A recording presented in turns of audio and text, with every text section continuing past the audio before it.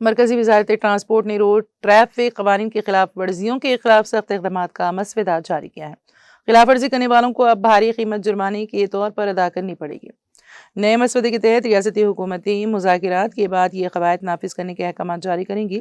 مسودہ تجاویز کے مطابق موجودہ موٹر وہیکل ایکٹ کے تحت اگرچہ نشے کی حالت میں گاڑی چلانے یا غفلت برتنے پر ڈرائیونگ لائسنس منسوخ ہو سکتا ہے، مگر نئے ضوابط نافذ ہونے پر جب کسی ایک گاڑی پر 5 سے زائد چالان ہوں گے تو لائسنس منسوخ ہو جائے گا۔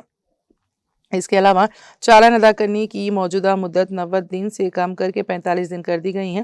چالانوں کا اجرا، ادائیگی اور ایپل کے عمل کو ڈیجیٹل مانیٹرنگ اور آٹومیشن کے تحت تیز کرنے کی تجویز بھی مرکزی مسودے میں شامل ہے۔ ریاستی حکومتوں کی جانب سے رسمی ہدایات موصول ہوتے ہی عمل درآمد شروع کر دیا جائے گا۔ حکام نے عوام سے اپیل کی ہے کہ ٹریفک اصولوں کی پاسداری کریں تاکہ حادثات روکے جا سکیں۔